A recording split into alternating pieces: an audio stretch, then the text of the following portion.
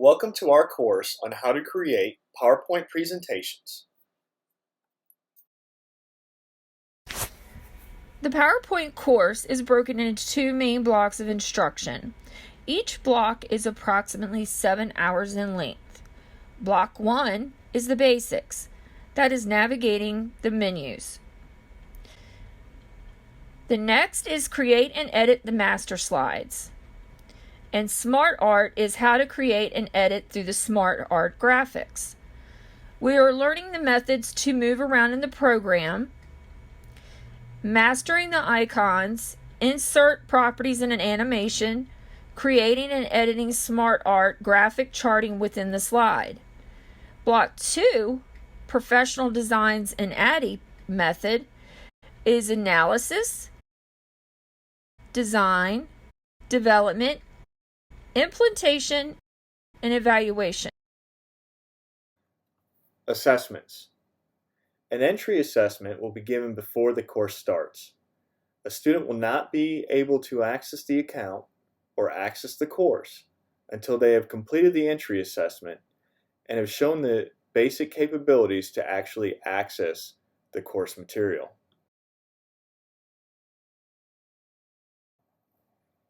Three other assessments will be given during the course.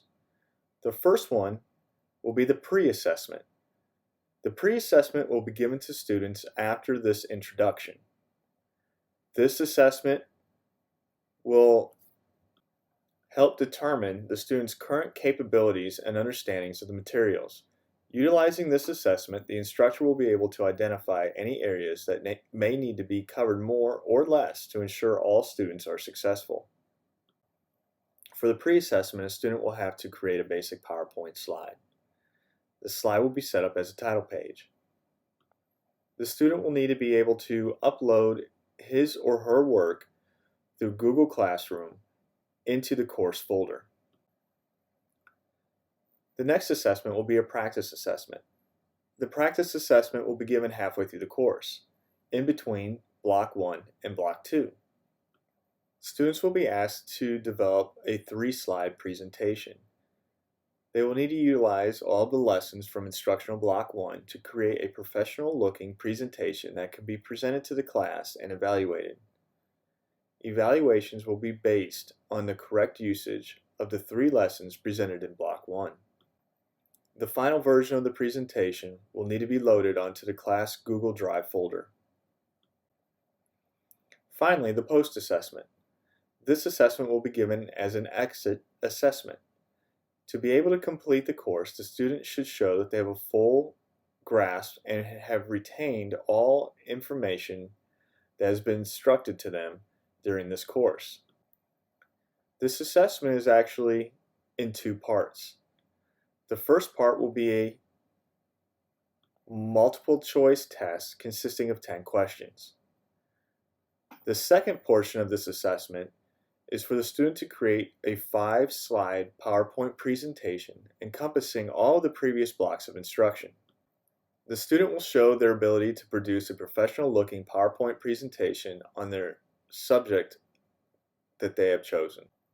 The PowerPoint must include at least one example from each of the lessons they have learned in this course. Again, this final presentation will be loaded into the course Google Drive folder.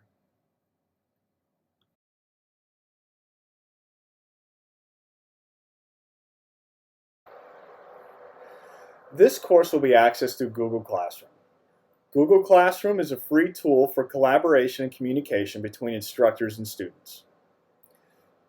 You will view your lessons, access assessments, and upload your projects all through the Google Classroom.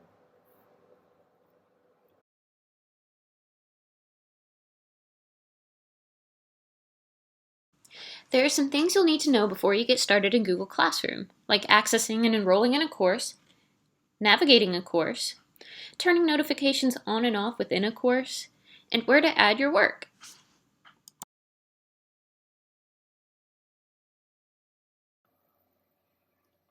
To access your course, locate the email that was sent to your registered email account. In that email, you will see a blue Join button. Simply click on the button. You will need to log in to Google Classroom with your Gmail account. If you do not have a Gmail account, you can register for one for free. You must have an account to log in to your Google Classroom.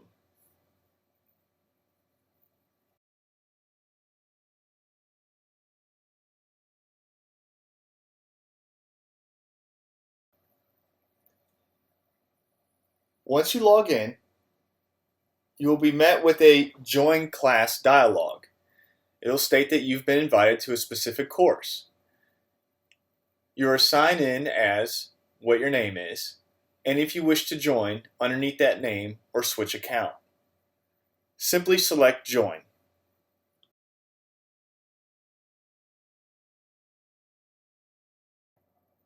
Once you are logged into Google Classroom, you can verify you are in the correct class by looking at the upper left-hand corner of the page and also at the top center. The name of the course will be located in these areas. In the upper left-hand corner, you will find the Menus button. Clicking on this will open up the classes menu. You'll be able to view any of the courses that you might be teaching, along with any of the courses that you are enrolled in.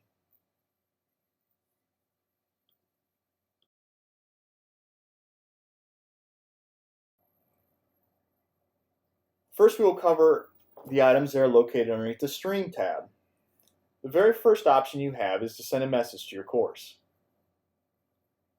Here you can send a message to any of the students that are active in the class. Simply type your message and hit post. Any other students that are in the course will be able to view this message.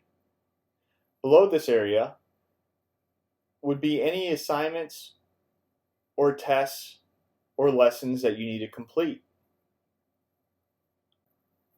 The next tab area we'll look at is the Classwork tab. Underneath this area is where we'll be able to view our work, and also click on the Class Drive folder to upload any of our assignments. Clicking on the folder will open up the specific folder that was assigned to us as a class. You'll simply be able to drag and drop any assignments here for your instructor to view and grade. Clicking back into the Classwork area, we can view any quizzes or block lessons that we need to complete. In this case, we're going to click on Block 1, Lesson 1.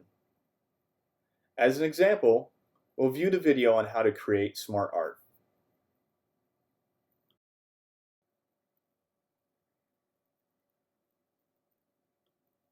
Okay, when you're in PowerPoint, make sure you're on the slide that you want to insert your smart art. Go up to the Insert tab, go over to Smart Art, and there's a list of different things you can do. In the list, you can create non-sequential information. The process shows steps in a process or a timeline. The cycle shows a continual process. Hierarchy shows a decision tree, or you can create an organization chart. Relationship illustrates connections. The matrix will allow you to show how parts relate to a whole. The pyramid shows proportional relationships. And finally, picture, you can use pictures to prominently convey or assess content. Today, we're going to do a cycle, and I'm going to show you the ADDIE process just as an example. So, you have your cycle up, click on the little arrow at the left, and it shows you a text insert box. So, I'm going to type out my ADDIE process, which is analysis, design, develop, implement, and evaluate. Okay, so now I want to put some details about analysis in the same circle. Take analysis in your Smart Art text box, hit enter, and then hit tab. You can create bullet points under analysis. So typically in analysis, you identify the need, and maybe take a look at learner characteristics, as well as a handful of other things, but this is just an example for now. going to take these bullet points out because I think it would be better to have an explanation of each phase individually on separate slides.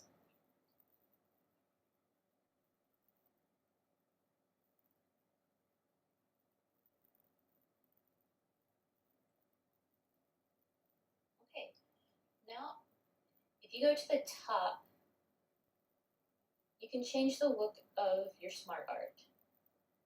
Although I like the plain look the best. You can also change the color. You can use the same color scheme as what the PowerPoint already is, or you can use some contrast and make the artwork pop.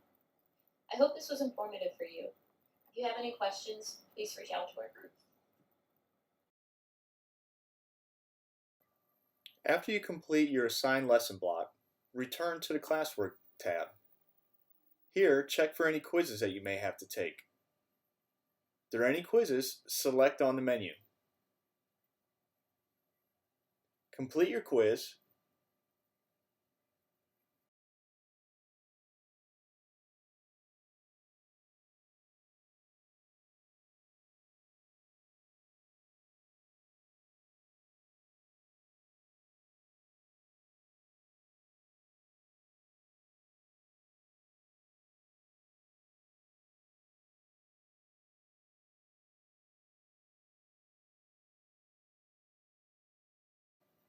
And submit.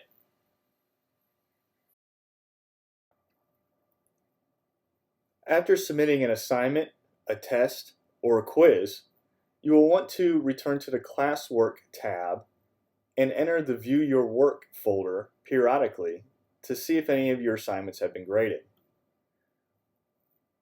Once your instructor grades your assignments, you will be able to view any notes or attachments that the instructor provides you in this section.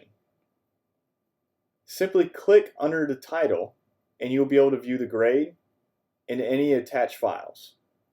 You will also be able to filter any of the assignments that are located here by the assigned, return with grade, or missing filters.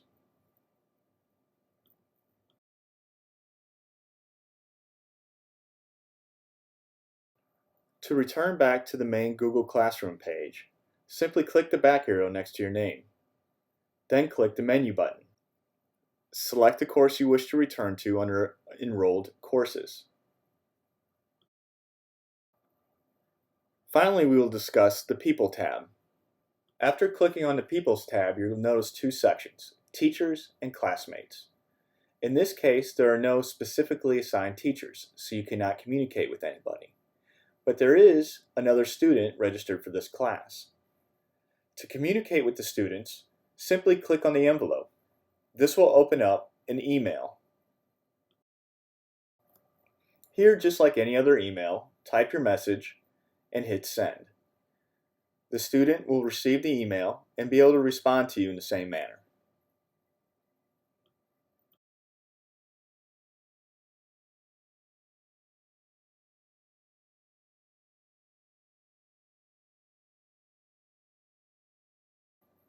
Again, underneath the People's tab is where you will communicate with any of your teachers or classmates.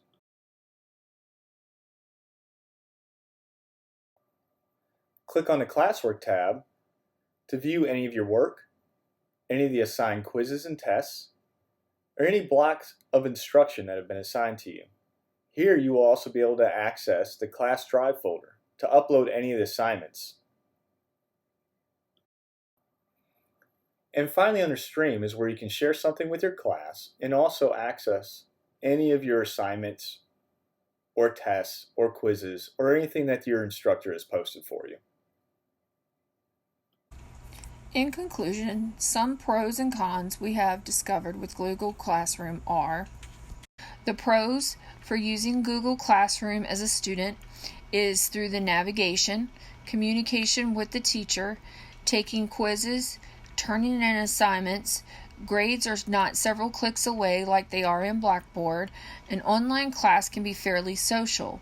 Organization of content, engagement of student through features, easy to start, the ability to use content in multiple projects, proper tracking of student completion and status. The Google Classroom is easily put on your phone for mobility.